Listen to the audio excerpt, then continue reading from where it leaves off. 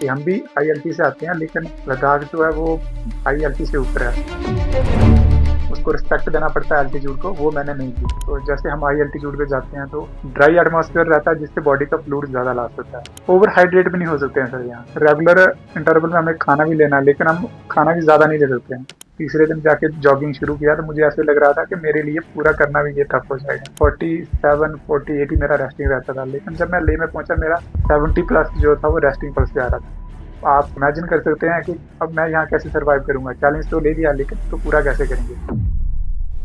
आज का conversation Ladakh marathon के विनर के साथ है, 2025 addition. He was also the person who won the half marathon category for 2 successive years. And so I thought, who better than him to talk about the Ladakh marathon itself? Route strategy, planning strategy, pace कैसे करना है, and everything about Ladakh marathon. As we get closer to the race, I think it's only timely that we speak with him and understand every tip possible to race and ace the race. Let's go welcome Hansraj to the show, who is someone who possibly is going to be ready for another achievement this year at the Ladakh Marathon. Let's welcome Hansraj to the show. Hansraj, welcome to the show.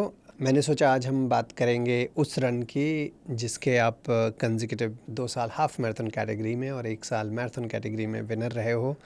हम उस race की बात करेंगे जो India में and possibly globally also it's one of the hardest races, और उसके लिए लोग स्ट्रैटेजी बहुत बनाते हैं. हाफ मैराथन मैराथन जैसी लगती है, मैराथन अल्ट्रा मैराथन जैसी लगती है, और I thought who better than you जो इसके बारे में बताएगा. लेकिन उसमें जाने के पहले आपके बारे में थोड़ा जानते हैं. आप थोड़ा बताइए लोगों को, आप कहाँ से हैं, क्या करते हैं, और रनिंग आपने कैसे स्टार्ट की? सर मैं जम्मू कश्मीर का रहने वाला हूँ और मेरा डिस्ट्रिक्ट पड़ता है कठुआ। ओके. और मैं भी थोड़ा हाई एल्टी से बिलोंग करता हूँ। तो नियर बाई 1500 मीटर पे मेरा जो घर है वो मेरा है डिस्ट्रिक्ट कठुआ आता है, JNK का जो पहला डिस्ट्रिक्ट है। JNK में आप एंट्री करोगे तो पहला डिस्ट्रिक्ट कठुआ आता है। तो प्रेजेंटली मैं JNK पुलिस में कार्यरत हूँ एज ए कांस्टेबल 2016 से। ओके. और रनिंग आपने कब से शुरू की? शुरुआत से ही या फिर पुलिस में आने के बाद? रनिंग सर मैंने पुलिस में आने के बाद ही की है, क्योंकि गांव में रहते थे, यूजली वहाँ ग्राउंड्स वगैरह थे नहीं। आज भी नहीं है हाँ. गांव में, अभी तो थोड़ा इंफ्रास्ट्रक्चर बूस्ट हो रहा है गांव में भी, लेकिन हमारे वहाँ ग्राउंड तो था नहीं। तो जब पुलिस में फिजिकल किया उसके बाद ट्रेनिंग से शुरू किया। ट्रेनिंग में पहला रेस मेरा जो था वो ग्राउंड ही था, जो JNK पुलिस का जो अपना फिजिकल टेस्ट रहता है हाँ. वो पहली बार तब मैंने ग्राउंड में एंटर किया था। उसके बाद जो ट्रेनिंग हमारी क्रॉस कंट्री रहती है वहाँ मैंने पार्टिसिपेट किया। तो उसके बाद मेरी जर्नी शुरू हुई। तो उसके बाद हमारी JNK पुलिस की टीम रहती है, सेंट्रल स्पोर्ट्स टीम रहती है। तो उसमें मेरा ट्रायल दिया मैंने, वहाँ सिलेक्शन हुआ मेरा। तो अभी JNK पुलिस को मैं रिप्रेजेंट कर रहा हूँ। बहुत बढ़िया. तो और वहाँ से फिर आप धीरे धीरे लॉन्ग डिस्टेंस में आप गए, आप लंबी दूरी में हाफ मैराथन में गए, फिर उसके बाद मैराथन में गए, और आपका परफॉर्मेंस हाई एल्टीट्यूड पे लद्दाख मैराथन में बहुत ही अच्छा रहा है. और 22 और 23 में 1 घंटे 21 मिनट के आसपास आपने हाफ मैराथन दोनों साल किया, और उसके बाद फिर आप अगले साल ही आप मैराथन में चले गए, और मैराथन में 2:47 आपने किया, और तीनों बार आप फर्स्ट रहे. तो आप इसके बारे में बताना चाहेंगे कि मतलब 2016 में आपने ज्वाइन किया और फिर ये हाफ मैराथन और मैराथन में कुछ सालों में ही मूव कर गए? जैसे 2016 में मैं JNK पुलिस में आया, तो 18 में मैंने स्पोर्ट्स जो ज्वाइन किया है। तो मेरा सिलेक्शन हुआ, जो क्रॉस कंट्री टीम है हमारी JNK पुलिस की, उसमें मेरा सिलेक्शन हुआ है 2018 में। उस टाइम मेरी एज थी सर 26। ओके. तो 1-1.5 साल लग गया मुझे बेसिक ट्रेनिंग, मतलब बेसिक चीज़ें सीखने में। आपको पता है एथलेटिक्स में बहुत कुछ सीखना पड़ता है। करेक्ट. 1-1.5 साल मेरा उसमें चला गया। उसके बाद हमारा जो कोविड का पीरियड था वो आ गया। 1-1.5 साल फिर हमें स्पोर्ट्स से दूर रहना पड़ा। तो उसके बाद 2020 एंडिंग में दोबारा वापसी की स्पोर्ट्स में। तो तब तक मेरी एज जो थी वो 28-29 में मैं था, 28-29 में था। तो उस टाइम छोटे इवेंट में, स्पीड इवेंट में करना थोड़ा मेरे लिए टफ था, और इसलिए मैंने फिर हाफ मैराथन पे सीधा फोकस किया।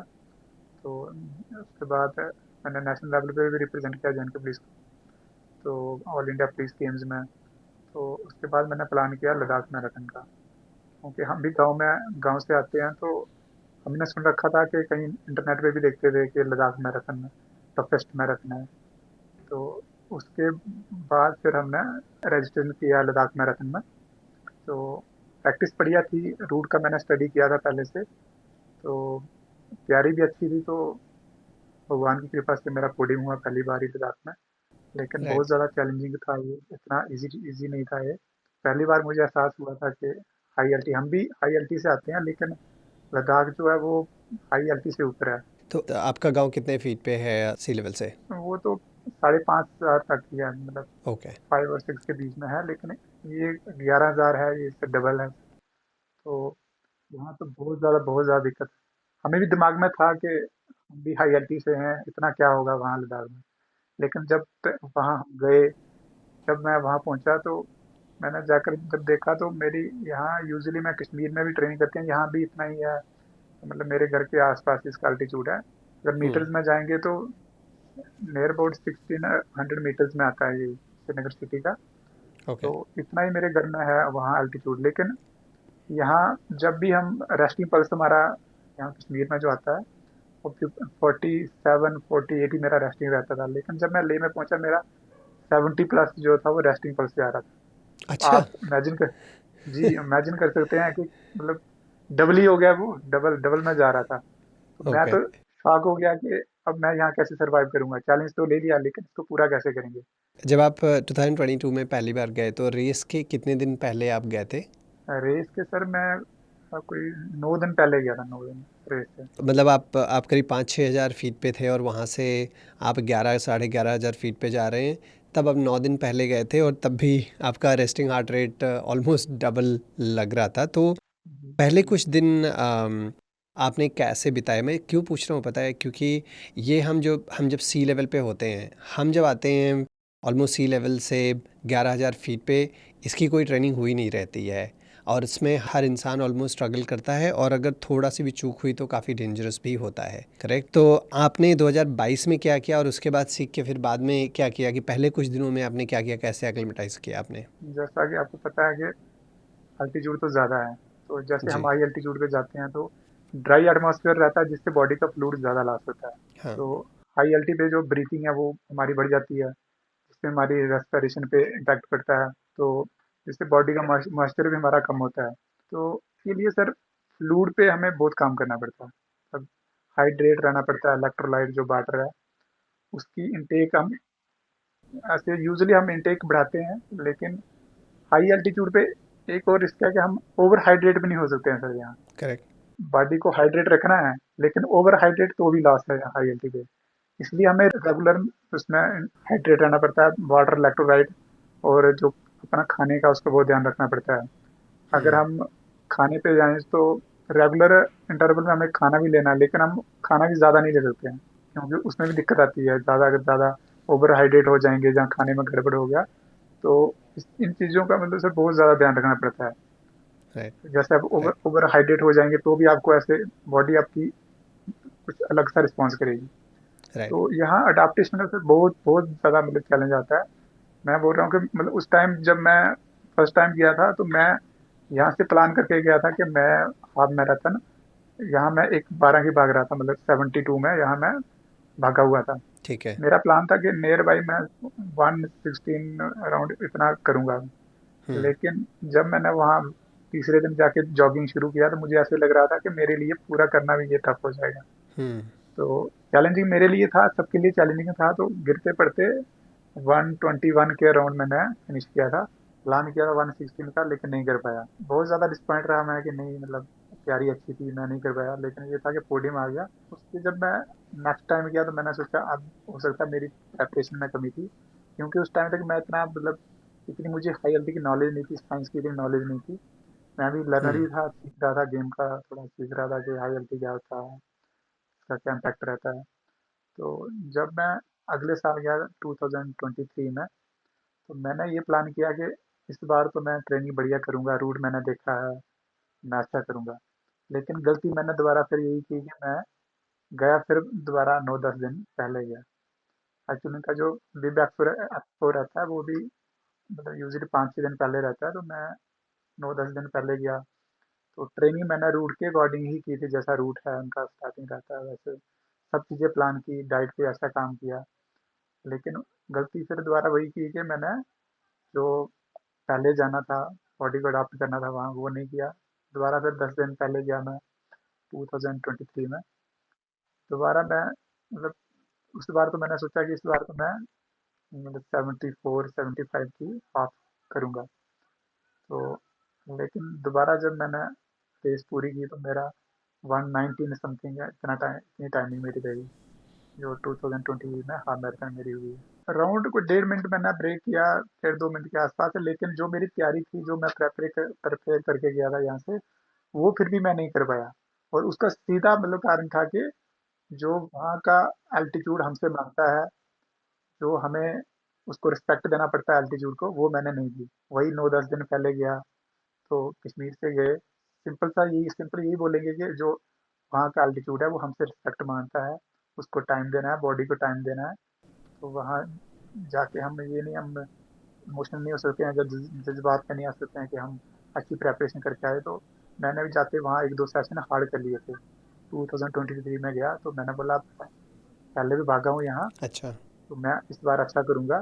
तो मैंने दूसरी जो हाफ मैराथन मैंने की है तो उसमें मेरी ये गलती थी कि एक तो मैं टाइम ज़्यादा नहीं मैंने खुद को दिया, और दूसरा ये था कि मैं वहाँ जाके मुझे लगा कि मैं इस बार ज़्यादा फिट हूँ, रूट का मुझे पता, तो मैंने ज़्यादा हार्ड सेशन ले लिए जाते हुए।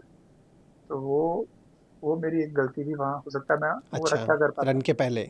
हाँ, मतलब जो मैं जैसे मैं 10 दिन पहले गया तो मैंने एक दिन लिया, तो अगले दिन मैं सीधा उतर गया, मतलब एक 14-15 किलोमीटर पे चला गया मैं, जो मुझे वहाँ नहीं जाना था।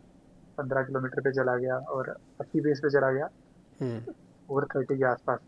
तो जहाँ रेस ही हमारी 4 की पेस से जा रही है, तो वहाँ अगर हम मतलब इसी सेशन में मैं चला गया 4:30 के आसपास, वो भी 15 किलोमीटर तीसरे ही दिन, मेरी बॉडी वहाँ ही जो हुआ है वो मतलब हुँ। डैमेज हो गई जी। अच्छा, फिर उसके बाद इसमें मेरे कुछ क्वेश्चंस हैं, लेकिन अभी एक बार 2025 पे आते हैं, बिकॉज़ आपने वहाँ से काफ़ी अच्छी वापसी की। वहाँ से फिर आप 2 साल के बाद आप आए, 2025 में आप मैराथन में गए, और जी वहाँ जो आपका टाइमिंग रहा 2:47 का रहा।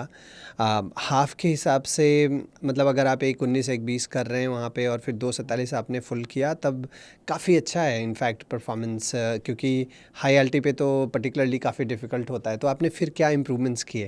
हाँ, जो मैं हाफ मैराथन जो भागा हूँ सर दोनों, तो वो अराउंड 350 के आसपास ही मेरी जो पेस रही थी। तो उसके बाद जब मैंने शिफ्ट किया फुल मैराथन पे, तो बेस पे मैंने अच्छा काम किया, अपने एरोबिक बेस पे बहुत अच्छा काम किया। जहाँ जो मैंने सेशन थे वो 2 बार भागा हुआ था, रूट का मुझे पता था कि कहाँ एलिवेशन है, कहाँ फ्लैट रहेगा रूट। तो उससे पहले मैंने जो मैराथन यहाँ करी हुई थी, मतलब जो डोन पे की थी, पहले मैंने 3 फुल मैराथन की। और जब मैं कश्मीर में आया तो मैंने जो हाई एल्टीट्यूड के सेशन थे, वो जैसे हमारा गुलमर्ग हो गया, कश्मीर में जो हाई एल्टी है, जो जहाँ के एल्टीट्यूड जो मतलब 3000 के आसपास है, लेह के आसपास रहता है, वहाँ मैंने जो अपने इंडोरेंस सेशन थे वहाँ किया था। जो अपने अच्छे सेशन थे वहाँ वीकली 1-2 बार मैं वहाँ जाया करता था।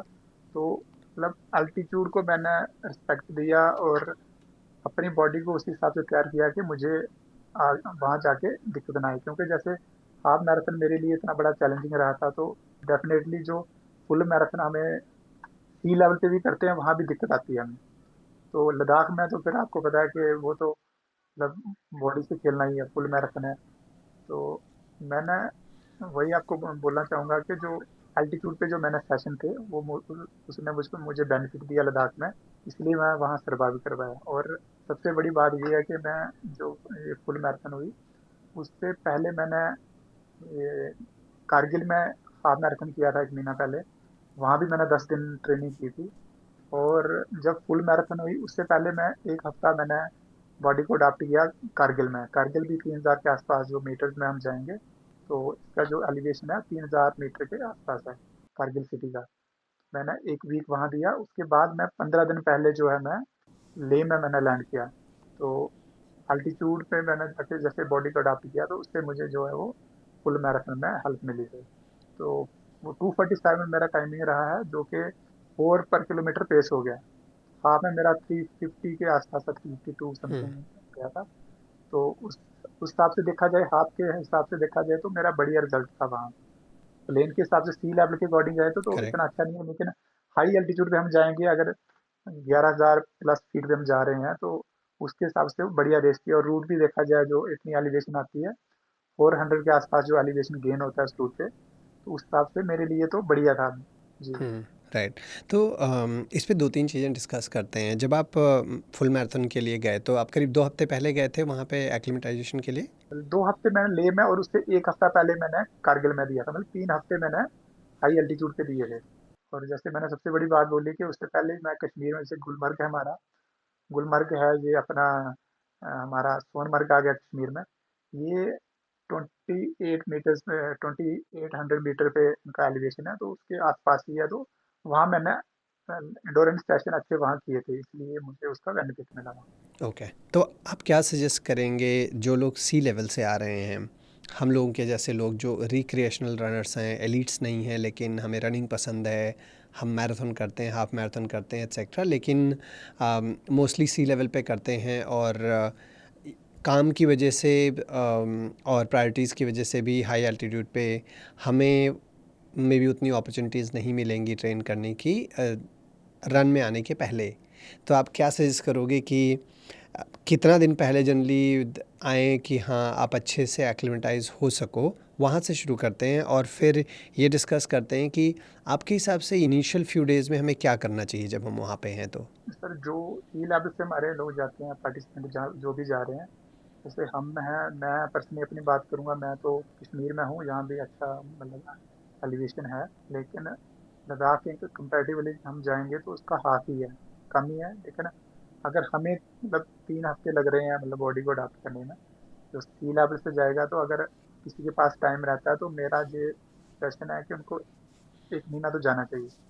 अगर वो चाहते हैं कि हम अपना लद्दाख में अगर अच्छा करना चाहते हैं, अच्छा रन करना चाहते हैं, तो उनको 1 महीना तो देना पड़ेगा, 4 वीक तो देने पड़ेंगे। तो अब उससे ये है कि सबसे बड़ा जो वहाँ है कि हम चाहे एलीट रनर भी सी लेवल से जाएगा, वो वहाँ के जो जो अपने लद्दाख के रनर हैं, स्पेशली जो हाई एल्टीट्यूड पे वहाँ ट्रेनिंग करते हैं, उनसे हम compete करने के लिए जाएँगे तो उससे हम अपना बेस्ट नहीं कर पाएँगे। स्पेशली जो हमारे जो प्रोफेशनल रनर नहीं हैं, जो फ़िटनेस के लिए करते हैं, जहाँ जो मतलब एलिट्स में नहीं आते हैं, वो सबसे बड़ी गलती ये करते हैं कि वो वहाँ जाके जो लोकल रनर्स होते हैं, उसमें मतलब बहुत ज़्यादा जो पार्टिसिपेशन रहता है वो लोकल रनर का रहता है। तो वो उनको देख के अपना जो है वो मतलब जो रेस पेस है उसको अच्छे से मैनेज नहीं करते हैं। क्योंकि जो रेस हम सी लेवल पे भाग रहे हैं वो तो वहाँ भाग नहीं पाएंगे। तो सबसे बड़ी ये है गलती, कुछ लोग मैंने वहाँ देखा है जो स्टार्ट अपना जो है वो जैसे सी लेवल पे स्टार्ट अच्छा लेते हैं, वो स्टार्ट वहीं लेते हैं, उससे फिर वो अपना बेस्ट नहीं कर पाते हैं। इसलिए वहाँ के लोकल रनर से हम अगर compete करने का सोचेंगे तो हम वहाँ नहीं कर पाएंगे। सबसे पहले हमें यही प्लान करना है कि हम बेस्ट मतलब बेस्ट टाइमिंग के लिए वहाँ तो नहीं जा पाएंगे, ये तो क्लियर है। सबसे पहले टारगेट रहना चाहिए, हमें पूरा करना है। राइट। और वो माउंटेन को रिस्पेक्ट देना है, एल्टीट्यूड को रिस्पेक्ट देना है। हाँ, जब हम 75 डिस्टेंस अपना कंप्लीट कर लेते हैं, हमें लगता है कि हमारी बॉडी अच्छा रिस्पॉन्स करती है, उसके बाद ही बॉडी को अप करना है। राइट। और जैसे आपने बताया कि हम लोग सी लेवल से जा रहे हैं तो जितना जल्दी जा सकें उतना बढ़िया है। अगर 1 महीने किसी के पास है, नथिंग लाइक इट। लेकिन जब भी जैसे लोग पहुंचते हैं, मान लीजिए 2 हफ्ते 3 हफ्ते पहले पहुंचते हैं, तो जी। इनिशियली मतलब बहुत ज़्यादा थकान होती है, नींद की भी प्रॉब्लम होती है। इनिशियल 2-3 दिन में हमें क्या करना चाहिए? मैं इसलिए पूछ रहा हूँ, पता है हंसराज, क्योंकि आप एक्सपर्ट हो, जी। आप हाई अल्टी में ऑलरेडी रहते हो। जी। और ये जो टिप्स होते हैं ना, ये बहुत हेल्पफुल होते हैं कि मतलब वहाँ जा रहे हैं तो हमें पहले क्या क्या करना है और क्या नहीं करना है। देखो सर, मैं जो भी आपसे बात कर रहा हूँ वो मैं अपने एक्सपीरियंस से बात कर रहा हूँ। राइट। मैं राइट। सबसे पहले स्टार्ट करूंगा जो मैंने पहला हाफ मैराथन वहाँ किया है, उसमें मैं जो मेरा पोडियम आया, मैं फिनिशिंग पे फर्स्ट नहीं था। सबसे पहले मैं ये आपको बताना चाहूँगा कि जब मैंने फिनिश किया, मैं फिनिशिंग पे मैंने थर्ड फिनिश किया था। जब चिप टाइम आया तो चिप टाइम में मैं फर्स्ट था।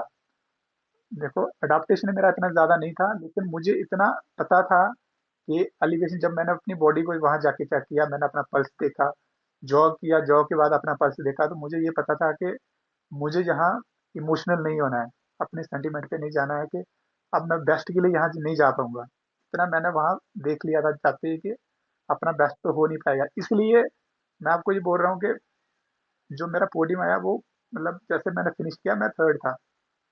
फिनिशिंग में मैं थर्ड था, बाद में चिप टाइम से मैं फर्स्ट हुआ। उसको मैंने स्ट्रेटेजी ये बनाई थी कि मैंने जो लोकल वहाँ के अच्छे रनर थे, एलीट रनर थे, बाहर के जो लोग अच्छे आए थे, जिनको अच्छा अडाप्टेशन था, मैंने उनके साथ स्टार्ट नहीं किया था। मैंने स्टार्ट किया था अकेले। मैं पीछे से स्टार्ट किया और मैंने बॉडी को धीरे धीरे धीरे धीरे अप किया, धीरे धीरे अप किया। मुझे ये पता था ये अगर मैंने गलती की, अगर इनके साथ मैंने स्टार्ट किया, हो सकता है इनका अडाप्टेशन 2 महीने का हो, 1.5 महीने का हो। और उसमें मोस्टली जो अच्छे रनर थे वो उनके लद्दाख के, अपने लद्दाख स्पोर्ट्स के रनर थे, जो वहीं ट्रेन कर रहे हैं, वहीं के रहने वाले हैं। तो मुझे इतना पता था इनके साथ मैं कम्पीट नहीं कर पाऊंगा। तो ये मेरा सबसे जो मैं अपना सीक्रेट शेयर कर रहा हूँ आपके साथ कि जो मेरा वहाँ सक्सेस का सीक्रेट यही था कि मैंने अपना जो है स्टार्ट जो है वो बहुत ही, मतलब एक अच्छे उसमें नहीं स्टार्ट किया था। मतलब बॉडी को कंट्रोल किया, कंट्रोल स्टार्ट लिया था। बॉडी जैसे जैसे मेरी अडॉप्ट करती गई वैसे वैसे मैंने अप किया। और फिनिशिंग मैंने बहुत बढ़िया की थी, मतलब स्टार्ट से मेरा जो फिनिशिंग एलिवेशन है, लेकिन जिस पेस पे मैंने डाउन पे रेस को लेके गया, उसी पेस पे मैंने फिनिश किया, इसलिए मैं पोडियम पे आया और अपनी जो रेस है वो पूरी कर पाया। यही है, मैं बोलना चाहूंगा कि जितना हो सके अडाप्ट करें, अपनी बॉडी को टाइम दें। और जो मैं अपना एक्सपीरियंस एक और आपसे शेयर करना चाहता हूँ कि जैसे मैं वहाँ पहुँचा पिछले साल फुल मैराथन में, बढ़िया मतलब अच्छी तैयारी भी करके गया था, अडॉप्टेशन भी बढ़िया था। लेकिन फिर भी जब मैं वहाँ पहुँचा तो मुझे ऐसे लग रहा था जैसे मैं पता नहीं कंपटीशन खेल के यहाँ आया हूँ, घर में आया हूँ कोई आराम करने के लिए। जैसे एक बॉडी हमारी एग्जॉस्ट डिहाइड्रेट हो जाती है फुल मैराथन खेल के, मुझे वैसे फील हो रहा था। जैसे मैंने वहाँ पहुँचा, मैं सुबह उठा, मुझे ऐसे लग रहा है कहीं शरीर में दर्दें हैं, कोई कहीं दर्द आ रही है। तो मतलब ऐसे लग रहा है कि मैंने ट्रेन किया ही नहीं, मैं तो ट्रेन करने के लिए आया हूँ, मैंने अभी कुछ किया ही नहीं है। जो मैं 4 महीने में पहले ट्रेनिंग करके आया था, तो अच्छी ट्रेनिंग करके आया था। लेकिन जब मैंने वहाँ पहुँचा, सुबह उठा मैं, तो पल्स मेरी कहीं जा रही है, दोबारा फिर वहीं जा रही है, 70 के आसपास जा रही है रेस्टिंग पल्स। और मुझे ऐसे लग रहा है मैंने ट्रेन किया नहीं और मैं कहीं कंपटीशन खेल के आया हूँ यहाँ रिकवरी के लिए आया हूँ। तो ये मेरा एक्सपीरियंस है और ये हर किसी को होता है, जो बाहर बाहर से कोई भी आएगा उनको यही फील करना है। इसलिए अडाप्टेशन बहुत ज़रूरी है। टाइम दें, अगर आप अच्छा रन करना चाहते हैं तो आपको टाइम देना है वहाँ। और जैसे हम 3-4 दिन देंगे बॉडी को, 3 दिन हमें, जैसे हम एक दिन जाएंगे, दूसरे दिन हमें कंप्लीट रेस्ट लेना है, तीसरे दिन हम वॉक पे जा सकते हैं, 2-3 दिन हमें कुछ नहीं करना, उसके बाद हम धीरे धीरे जॉग पे जा सकते हैं। जॉग के बाद एक अच्छा वार्म अप हो गया, हल्का फुल्का स्टाइल होगा, उसके बाद हम बना स्ट्रैटेजी जो है वो प्लान करते हैं। और वही ऐसा ही करना चाहिए, जो मेरा एक्सपीरियंस है वो मैं बता रहा हूँ। और अगर हम जहाँ वर्कआउट, मान लो कि हम जहाँ स्टडी पेस कर रहे हैं, 320 से करके जा रहे हैं 15 या 20 किलोमीटर, हर मैं प्रोफेशनल हिसाब से बात कर रहा हूँ। अगर मैं प्रोफेशनल एथलीट के उस पर जाऊँगा तो जैसे मैं यहाँ 15 किलोमीटर 325 से करता था यहाँ कश्मीर में, तो वहाँ जब मैं गया तो मुझे 4 की पेस से भी 10 किलोमीटर करने में दिक्कत आ रही थी। तो वहाँ हम जाके जो हमें सी लेवल पे वर्कआउट किए हैं वो हम वहाँ नहीं कर सकते हैं। वहाँ वही है कि बॉडी को अडाप्ट करें, जितना हो सके मतलब अडाप्टेशन करें और अपनी जो पल्स है उसको मैनेज करें। जी। राइट। नहीं नहीं, बहुत इंपॉर्टेंट पॉइंट्स आपने बताया कि आप कहीं से भी जा रहे हो, आपको माउंटेन्स की रिस्पेक्ट करनी है, अपनी बॉडी को समझना है, और उसको समझने के लिए पहले आपको रेस्ट देना है। बिकॉज जब तक बॉडी रेस्ट पे नहीं जाएगी और 2-3 दिन आप रेस्ट नहीं करोगे, तब तक समझ ही नहीं आएगा कि और क्या करना है। और जाते ही अगर आपने पुश करने का, हीरो बनने का कोशिश किया, उसके बाद यू विल सफ़र, राइट। और मतलब उसमें कोई रॉकेट साइंस अलग से आप नहीं लगा सकते कि अगर आपने कुछ गलत किया तो उसका खामियाजा भुगतना पड़ेगा। एंड आई थिंक वो सही चीज़ नहीं है। राइट। तो I think you are very right कि एक सिस्टमेटिक तरीके से पहले 3-4 दिन लीजिए अपनी बॉडी को समझने के लिए। ऑक्सीजन कम है वहाँ पे, स्लीप में इशू होगा, रेस्टिंग हार्ट रेट ज़्यादा है, तो डेफिनेटली आपको उससे एक्लिमेटाइज़ करना पड़ेगा। न्यूट्रिशन वाइज और हाइड्रेशन वाइज आपने 2 पॉइंट्स जो बोले बीच में कि आपको हाइड्रेट रहना ज़्यादा ज़रूरी है, बिकॉज आप डिहाइड्रेट काफ़ी ज़्यादा होते हो as you go up on high altitude. तो उसके लिए आपने मतलब एंड ऑफ कोर्स आपके एक्सपीरियंस के हिसाब से आप क्या असेस करेंगे, और या आपने क्या अपनाया कि कितना जनरली इलेक्ट्रोलाइट्स लो तो ठीक है, क्या दिन भर थोड़ा पानी और इलेक्ट्रोलाइट्स पीते रहो वो ठीक है, या फिर कैसे आप सजेस्ट करोगे जनरली? मैं तो ये कहना चाहूंगा कि जो वाटर और इलेक्ट्रोलाइट्स है वो मिक्स करके आप मतलब नो रेगुलर सिपिंग चाहिए सर। अगर हम कहीं वॉक पे भी जाते हैं, सिटी में जाते हैं, कहीं वर्कशॉप पे जाते हैं, जहाँ इवन हम रूम में बैठे हुए हैं, कहीं फोन लैपटॉप अपना यूज कर रहे हैं, कहीं कुछ भी, तो हमें रेगुलर सिपिंग वहाँ चाहिए चाहिए। मतलब ये नहीं हम एक साथ ही पी लेंगे, मतलब बहुत ज़्यादा ओवर हाइड्रेट हो जाएँगे, वो भी हमारी बॉडी को वहाँ लॉस है। उससे भी हमारे जो है उसमें दिक्कत आ सकती है, मतलब जो जी, तो रेगुलर स्किपिंग चाहिए, वाटर इलेक्ट्रोलाइट दोनों, और जितना हो सके फ्लूइड पे काम कीजिए। और ऐसा कुछ अनइवन ऐसा ना खाएँ जो आपने पहले ट्राई नहीं किया है और आप सीधा जाके वहाँ कुछ नया ट्राई करने की कोशिश करें, लोकल फूड वहाँ का ट्राई करें। तो बिना अडॉप्टेशन के आप कुछ ऐसा करेंगे तो आपको वो दिक्कत करेगा। और दूसरी बात ये है कि जैसे कोई भी रनर है, आज आजकल जितने भी प्रोफेशनल हैं या नॉन प्रोफेशनल हैं, उनको सबको अपना हेल्थ का पता रहता है, अपनी हेल्थ का पता रहता है, हमारा बीपी क्या जा रहा है, पल्स कितना जा रहा है, हार्ट बीट हमारी सिटी में कितनी आ रही है। तो वहाँ भी हम जाके सबसे पहले हमें अपना रेस्टिंग पल्स देखना है, वर्क रेट जो पल्स है हमारा, अगर ग्राउंड में जॉग कर रहे हैं, हमारा सी लेवल पे कितना जा रहा था। और वहाँ जाके हमारा सेम, अगर हम उसी पेस पे जा रहे हैं, अगर वार्म अप कर रहे हैं, तो हमें कितने एफर्ट पे हमारा कितना पल्स जा रहा है। तो जो भी लोग ट्रेन करते हैं उनको पता रहता है, सबको आजकल हम्म। सबको पता रहता है कि हमारा हार्ट रेट कितना जा रहा है, जॉगिंग पे कितना जाता है, एक 90% एफर्ट देते हैं तो कितना। तो अगर कहीं किसी को दिक्कत आता है, कहीं किसी को मतलब हार्ट रेट ज़्यादा हो रहा है, कहीं कुछ ब्रीदिंग इशू आ रहा है, तो मेडिकल कंसल्टेशन बहुत ज़रूरी है। हम रिस्क नहीं ले सकते वहाँ के, हाँ जी हम आए तो करना ही करना है। सबसे पहले हेल्थ है, क्योंकि मतलब रिस्क है वहाँ, इतना इजी तो है नहीं कि हम मतलब सी लेवल पे हैं तो चलो बॉडी रिस्पॉन्स नहीं कर रही है तो भी बच जाएंगे, ऐसा वहाँ नहीं है। तो ये दोनों मेडिकल, हाँ जी, वही अगर किसी को भी दिक्कत आता है, अच्छा अडाप्ट कीजिए और मेडिकल कंसल्टेशन, अपनी हेल्थ का चेकअप जरूर करवाएं वहाँ। स्पेशली जो नॉन प्रोफेशनल हैं उनको मेडिकल चेकअप जरूर करवाना चाहिए। और दूसरी बात एक और मैं बोलूँगा कि जैसे सुबह और शाम हम जैसे ग्राउंड पे जाएंगे, जहाँ वॉक पे जाएंगे, जॉग पे जाएंगे, तो यूजली वहाँ जो एटमॉस्फेयर है, सुबह की जो हवा है वो ठंडी रहती है।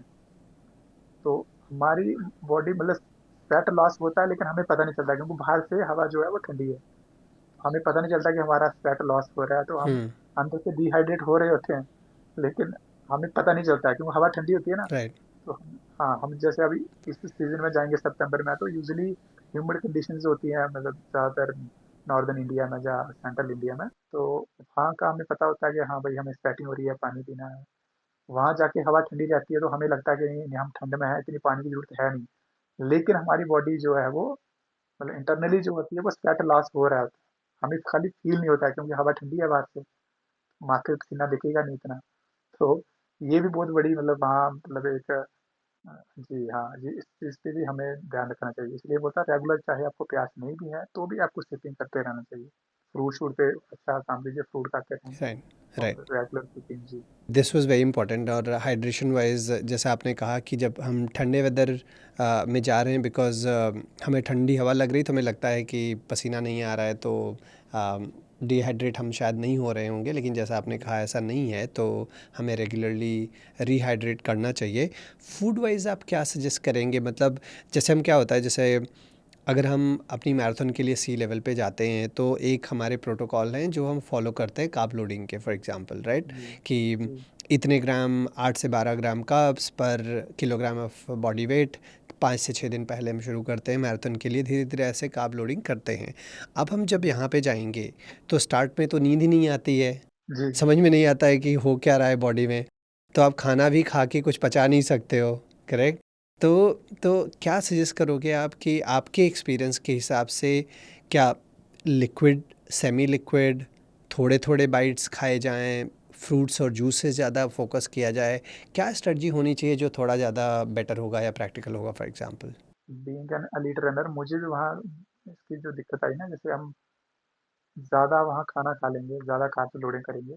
जैसे हम यहाँ मैं सी लेवल पे करते हैं, जैसे मैं जम्मू में जहाँ श्रीनगर में हम करते हैं, तो हमारी बॉडी यहाँ यूज़ टू होती है, तो हमें डाइजेशन में इतना दिक्कत वहाँ नहीं आता है। मतलब यहाँ जहाँ कोई भी है जो दिल्ली से आ रहा है, या बॉम्बे से आ रहा है, तो उनका वहाँ बॉडी अडैप्ट होता है। अगर हम मतलब ओवर कार्ब्स लोडिंग भी कर लेंगे, तो भी हमें इतना इश्यू नहीं आएगा। लेकिन वहाँ आता है, वहाँ डाइजेशन का भी इश्यू बहुत सारे लोगों को आता है, मुझे भी आया था। 4-5 दिन मुझे इश्यू रहा मतलब डाइजेशन में।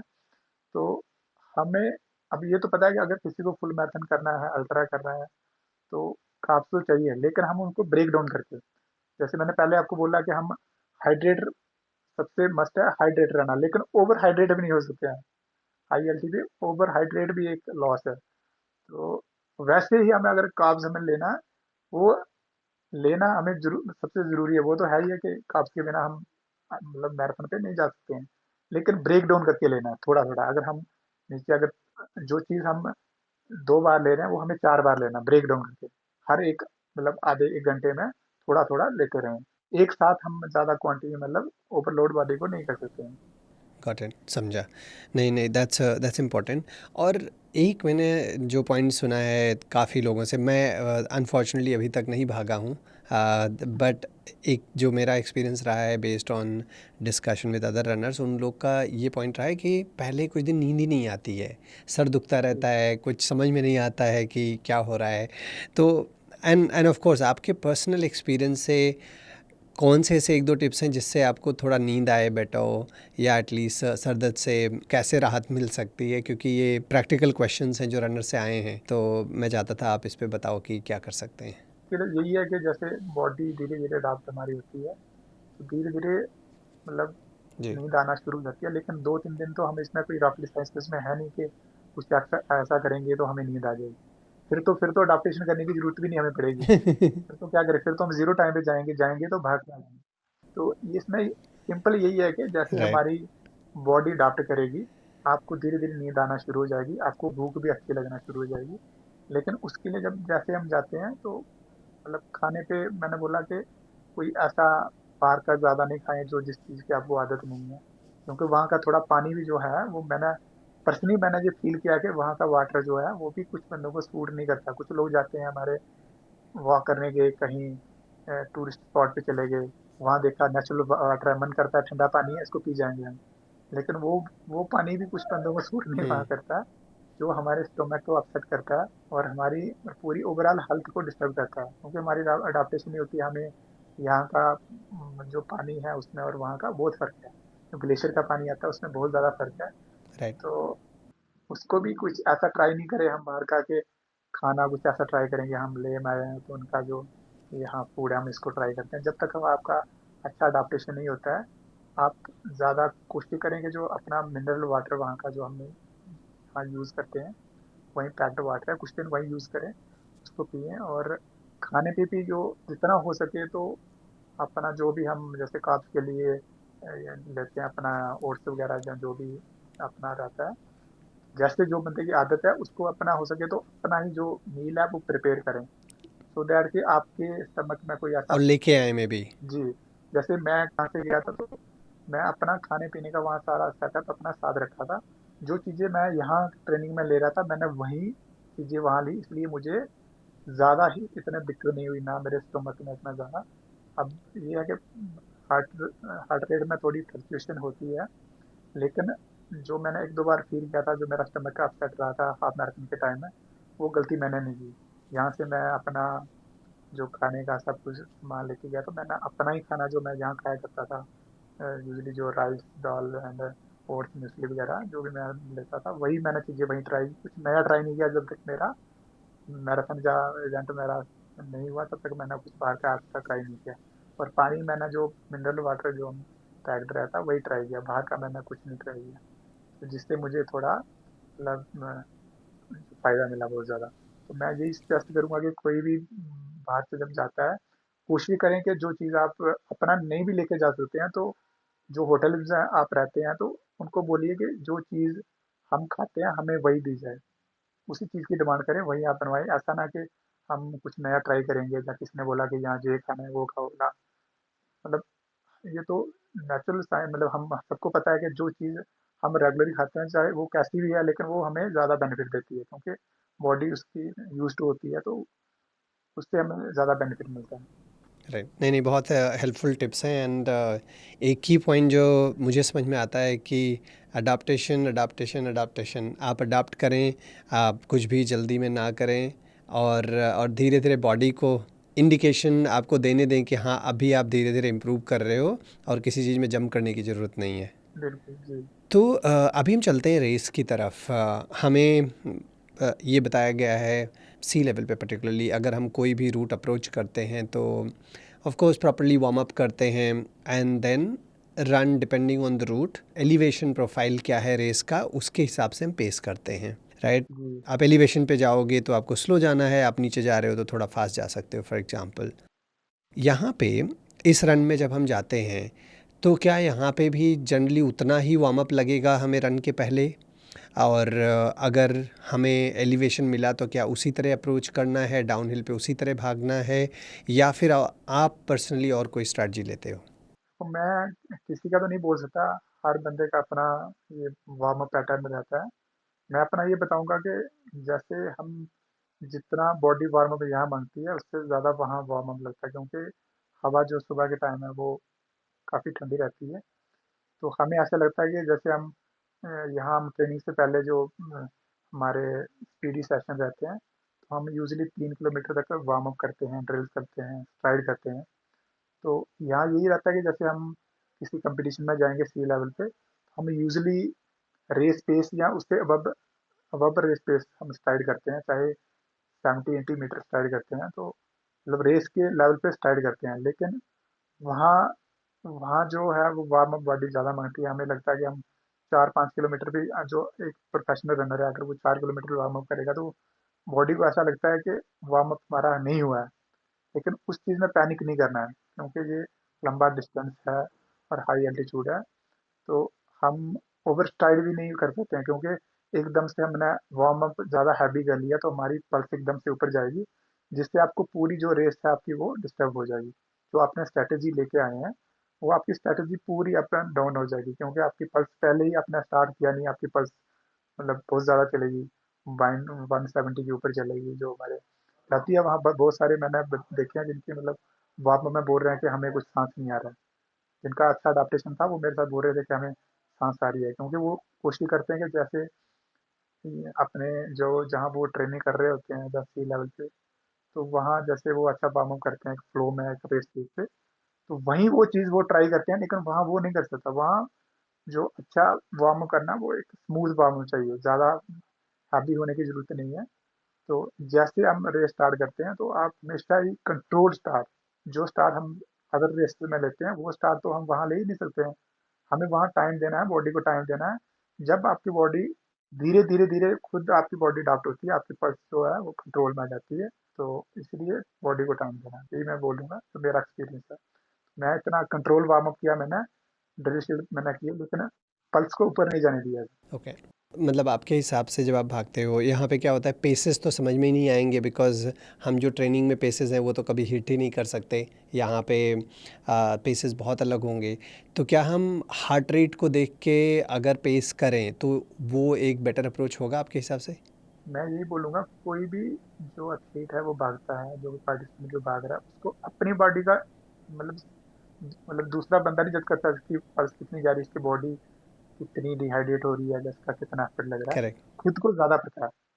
तो खुद खुद को बस हमें अपने दिल में यही चीज़ रखनी है कि हमें जो हमने स्ट्रैटेजी बनाई है, एक तो हम अपने बेस्ट की स्ट्रैटेजी तो बना नहीं सकते हैं कि हम जाके जाएँगे और टाइम को ब्रेक डाउन करेंगे। ये चीज़ लेके तो चलनी नहीं है। और दूसरा ये है कि अपनी जो बॉडी का एफर्ट है उसको दे के चलें कि हम जैसे जो हाफ मैराथन कर रहे हैं या फुल कर रहे हैं, जो हाफ कर रहा है उसको यही लगना चाहिए कि हमें स्टार्ट कंट्रोल लेना है, मिड में धीरे धीरे पेस को सेट करना है। जब तक जब तक हमारी बॉडी ये नहीं बोले कि अच्छे जोन में नहीं आएगी तब तक हमें पुश नहीं करना है। सबसे बड़ी गलती मिस्टेक यही है कि हम हर कोई जो जाता है वो बहुत सारे मैंने लोग देखे जो आज इंस्टा पे लिखते हैं हम जा रहे हैं लद्दाख में जा रहे हैं, हम हाफ मैराथन बिलो 2 आवर्स करेंगे, ये करेंगे वो करेंगे। ये हम वहाँ नहीं कर सकते हैं कि हम इतने में लगाएंगे इतने में लगाएंगे। हम जब वहाँ जाएंगे पता नहीं हमारी बॉडी क्या रिएक्ट करेगी, कैसा रिस्पॉन्स करेगी, चादर कैसा रहेगा, हल्की-फुल्की कहीं बूंदाबांदी होगी तो पूरा बॉडी जो पूरा हमारा रेस प्लान है वो पूरा डिस्टर्ब हो जाता है। इसलिए कंडीशनर कहीं कहीं बोल नहीं सकते हैं। कभी-कभी जैसे धूप वहाँ हाई एल्टी पे धूप है, यूवी रेज़ इतनी साफ आती हैं जैसे हम मतलब जो फुल मैराथन की मैं अपनी बात करूँगा, जैसे हम वहाँ टर्न करते हैं तो यूवी रेज़ एकदम से जब पड़ती हैं तो बॉडी को समझ ही नहीं आता है कि अब मैं क्या करूँ? तो इसलिए कंट्रोल्ड जो रेस है उस पे काम करें और टारगेट यही रखें कि हमें फिनिश करना है। जब फिनिश के पास पहुँचेंगे तो आप धीरे-धीरे जब आप 70% डिस्टेंस कवर करते हैं तो उसके बाद आप थोड़ा पुश कर सकते हैं बॉडी को। अगर बॉडी रिस्पॉन्ड कर रही है तो। जी। हंसराज, ये एक लास्ट पॉइंट बताएंगे कि जब हम सी लेवल पे जाते हैं, डिपेंडिंग ऑन वेदर, उस तरीके से हमारे अपने कपड़े होते हैं, हम उस तरीके से दौड़ते हैं। कभी सिंगलेट्स में भागते हैं, कभी हम कंप्रेशन उसके साथ में पहनते हैं, एट्सेट्रा। यहाँ पे वेदर अलग है, यहाँ पे धूप अलग है। तो आपको क्या लगता है कि हम कैसे सिलेक्ट करें अपने कपड़े, कितना पहन के जाएं? ग्लव्स पहने ना पहने, कान में कुछ पहने ना पहने, सनग्लासेस पहने ना पहने, प्रैक्टिकल इश्यूज़ क्या आते हैं जिसको हम एड्रेस कर सकते हैं आपके एक्सपीरियंस के हिसाब से? तो वही एडाप्टेशन की बात आ जाती है, बार-बार उसी पे पहुँच जाते हैं हम तो। जैसे हमने वहाँ जो सेशन कुछ किए हैं अडॉप्ट करके, तो हमें अगर सुबह तो हमें पता है कि हमें 5:30 बजे हमारा रेस होगा। तो 2-3 सेशन आप उस हिसाब से प्लान कीजिए कि जिससे जो हमारा सुबह का जो सेशन है वो चाहे हल्का-फुल्का सेशन हम ले रहे हैं लेकिन उस हिसाब से देखिए कि 5:30 बजे यहाँ का वेदर कैसा रहता है, मतलब हवाएँ कितनी ठंडी हैं। तो जो अपना ड्रेस पैटर्न है वो उसी के अकॉर्डिंग प्लान करें। जो चीज़ हमने सेशन में ट्राई की है, अब रेस वाले दिन कुछ अलग ट्राई करेंगे, हाँ जी आज ठंडा है। जो भी हमें अगर स्लीव्स डालने हैं या हमें ड्रेस अपना जो किट है वो किस हिसाब से रहेगा, तो पहले उस चीज़ को एक बार प्रैक्टिस में ज़रूर इम्प्लीमेंट करें। क्योंकि अगर आप जब वहाँ अडॉप्टेशन कर रहे हैं तो आप जा रहे हैं 7 बजे, रेस है आपकी 5:30 बजे। तो हाँ, हर आधे घंटे में जो है वो हवाएँ बदलती हैं, मौसम चेंज होता है। तो हमें जैसे स्टार्ट में सुबह ठंडा मौसम रहता है, बाद में एकदम से धूप आती है, तो उसमें बहुत ज़्यादा दिक्कत आती है। तो मैं यही बोलूँगा कि आप जो भी आपका ड्रेस पैटर्न है, वो जो है वो एक बार ज़रूर अपने सेशन में उसको यूज़ करें। जो आप मतलब 2-3 बार उसको अपनी जो आप रेस वाले दिन प्लान कर रहे हैं, उसी ड्रेस को आप उसी किट को आप 2-3 बार यूज़ करें। तो उससे क्या आपको रेस वाले टाइम जो दिक्कत नहीं आएगी। अब नया ट्राई करेंगे, किसी ने देखा कि इसने स्लीव्स डाले हैं, इसने कैप डाला है, तो ऐसे मतलब स्लीव्स और ये तो काम करते हैं। जैसे जब सनराइज़ होता है एकदम से जो रेडिएशन है वहाँ बड़ी हार्ड आती है, तो उससे दिक्कत आती है। लेकिन उस चीज़ को हमने पहले टैकल करना है, हमें धूप में भी एक सेशन लगाना चाहिए वहाँ। एक जो सेशन है, 1-2 सेशन धूप में भी, जैसे 7 बजे धूप आती है, तो उसमें भी बॉडी को यूज़ टू पहले करें कि हमें कौन-सी चीज़ है जो हमें सूटेबल रहेगी और कौन-सी चीज़ है जो हमें दिक्कत कर सकती है। तो ये सब चीज़ें पहले, अब रेस वाले दिन तो ये ट्राई नहीं कर सकेंगे। तो मेरा अपना मैं बोलूँगा तो मैंने जो मेरा किट रहा वो या जो भी मैंने अपने स्टॉक पे बात करूँगा, किट पे बात करूँगा या जो भी मैंने चीज़ें ट्राई की रेस में, तो वो सब मैंने पहले ही उनको प्लान किया, पहले 3-4 बार उनको ट्राई किया, तो वही चीज़ें मैं लेके गया। नया कुछ नहीं किया। किसी को देख के नहीं कर सकते, हमें अपनी बॉडी को देखना है, मौसम देखना है और खुद आपने देखना है कि सुबह के टाइम मेरी बॉडी कैसा रिस्पॉन्स करे जब हमें स्टार्ट करना है और धूप में हमें कितनी दिक्कत आ रही है। तो उस चीज़ को पहले हम फेस करेंगे तो ही हम उसके लिए प्लान कर पाएँगे सर। राइट। नहीं, बहुत ही प्रैक्टिकल पॉइंट्स थे। और एक चीज़ सिर्फ मैं ऐड करना चाहूँगा कि जब लोग दूसरे सिटीज़ से जा रहे हैं तो थोड़ा ज़्यादा पैक करके ले जा सकते हैं, क्योंकि अगर आपके पास सामान रहेगा तभी आप ट्राई कर पाओगे।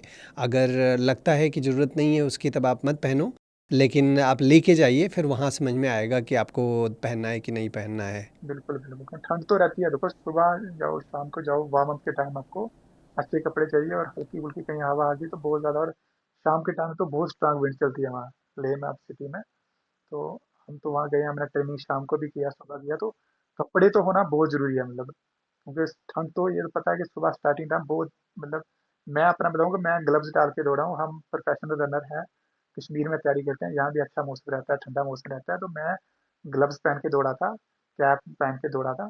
जैसे ही मैंने जब मैं फिनिशिंग लाइन के पास था, जब मैंने 30 किलोमीटर पार किया, उसके बाद मैंने, जब धूप एकदम से आ गई, मैंने उनको निकाला, लेकिन मैं उनको पहन के निकला था। मैं अपनी बताऊँगा तो मैं, ग्लव्स मेरे थे साथ में थे, स्लीव्स मैंने डाली हुई थी, और कैप भी मैंने जो थी वो कैप में डाल के गया। जब हम 30 किलोमीटर का पार किया मैंने, तो उसके बाद जब धूप एकदम से पड़ना स्टार्ट होगी, तो फिर मैंने धीरे-धीरे उनको रिमूव किया। लेकिन ये चीज़ें मैंने ट्राई करी हुई थी पहले, मैं ट्रेनिंग सेशन में दी थी, मैंने सब कुछ पैक करके, ये नहीं कि मैंने रेस वाले दिन पहना। तो लेकिन मैं यहाँ से सब कुछ लेके गया था, अपने ग्लव्स भी थे, कैप्स भी 2-3, ग्लव्स भी मैंने, एक थोड़े ईज़ी ग्लव्स लिए थे, एक थोड़े से मोटे वाले थे। मतलब वो मैंने देखा था कि मौसम कैसा रहेगा, उसके अकॉर्डिंग ही मैं प्लान करूँगा। तो ये चीज़ें मैंने ट्राई की थी कि मुझे कौन-सा बेस्ट रहेगा, तो वही चीज़ें मैंने की। हो सकता है कुछ लोगों को सूट करें, कुछ को नहीं सूट करें, तो उनको देखना है उनके लिए क्या सूटेबल है। बट ये जनरिक गाइडलाइंस हैं आपके एक्सपीरियंस के बेसिस पे, एंड वो मैं कैविएट यहाँ डालना चाहता हूँ, क्योंकि बाद में ऐसा ना हो कि लोग ब्लाइंडली इसी को फॉलो कर रहे हैं। जी, बिल्कुल, मैंने वही बोला कि जो अपनी बॉडी को ज़्यादा पता था, मेरी बॉडी कैसा रिस्पॉन्ड करे, मुझे किस चीज़ की ज़रूरत है। तो अपना डॉक्टर पहले बंदा इंसान खुद होता है कि मैं राइट, पहले बंदे को राइट। पता था मेरी बॉडी क्या है, कैसा रिस्पॉन्स कर रही है, दूसरा उतना जज नहीं करे, डॉक्टर भी नहीं जज कर पाएगा कि आपको क्या हो रहा है। इसलिए अपने हिसाब से मैनेज करें, हर इंसान का अपना एक्सपीरियंस है। नहीं, बहुत बढ़िया। And Hansraj, thank you very much, because आपने अपना कीमती समय दिया अपनी ट्रेनिंग के बीच से निकाल के। मेरे हिसाब से ये रनर्स को बहुत हेल्पफुल होगा। वो जी, काफ़ी इससे समझ पाएंगे कि पर्टिकुलरली जो पहली बार जा रहे हैं कि वो रहने के लिए कैसे जाएं, कैसे पैक करें और कैसे रेस में जाएं। एंड आई एम श्योर कि ये काफ़ी कॉन्फिडेंस बूस्टिंग होगा। आप पक्का, आपको रेस पे काफ़ी लोग ऐसे ज़रूर मिलेंगे कि जो ये पॉडकास्ट सुन के और देख के आपको पहचानेंगे, इन एडिशन टू जो आपको ऑलरेडी जानते हैं, और आपको थैंक यू ज़रूर बोलेंगे। So thank you very much for helping all the runners. Thank you sir, आपने भी हमें इनवाइट किया, आपका भी बहुत बहुत थैंक यू। और होपफुली हम देखेंगे कि, मतलब मेरा है कि हो सकता है अच्छी रेस रहेगी तो हम जरूर दोबारा एक और पॉडकास्ट, और अपना जो, इस बार हर बार इंसान सीखता है, लाइफ एक लर्निंग प्रोसेस है, तो हो सकता है कुछ मेरे में भी जो मैंने चीज़ें हैं जो वहाँ अभी तक मैं नहीं उस पर काम कर पाया, इस बार और सीखेंगे, और अपना आने वाले टाइम में अपना एक्सपीरियंस आपके साथ और भी शेयर करेंगे, जो गलतियाँ हो सकता है पहले की हो, और उस पर काम करेंगे, और जो नया एक्सपीरियंस किसी और से भी हमें सीखने को मिलेगा, हम आपसे शेयर करेंगे कभी आने वाले टाइम में। राइट, वो बहुत अच्छा रहेगा। एंड आई एम श्योर आप हर साल सीख के धीरे धीरे उस पर आप आगे बढ़ रहे हो। जो भी कुछ बचा भी है उसको भी आप इम्प्रूव कर रहे हो, बिकॉज एलिट्स के लिए, क्योंकि आप टॉप लेवल पे ऑलरेडी परफॉर्म करते हो, उससे आगे बहुत ज़्यादा इम्प्रूव करना, बहुत टाइमिंग इम्प्रूव करना या फिर ऑप्टिमली भागना इतना ज़्यादा इजी नहीं होता है, बिकॉज बॉडी ऑलरेडी अपने ऑप्टिमल के आसपास भाग रही होती है। तो आपका लर्निंग माइंडसेट बहुत अच्छा है। एंड आई एम श्योर ये अगर हमें फिर से मौका मिला कि आपकी रेस के बाद हम आपसे फिर से बात करें, आपका एक्सपीरियंस समझें, that will be a pleasure. And हम आपको यहाँ से चेयर करते रहेंगे, और आप अच्छी सी रेस भाग के आएँ, अच्छे से ट्रेन करें, ऑफ कोर्स अच्छे से अडॉप्ट करके फिर जाएं, और फिर हम जल्दी ही मिलेंगे। Thank you, thank you, thank you so much, thank you Hansraj, and good luck for your race. Thank you so much. That was all for today. I hope you enjoyed as much as I enjoyed speaking with Hansraj. I think it was fantastic to know everything about Ladakh Marathon, isn't it? तो इन tips को अपनाइए और इनके basis पे जाइए और race में बहुत अच्छा करके आइए। Good luck, and I will speak with you guys next week again.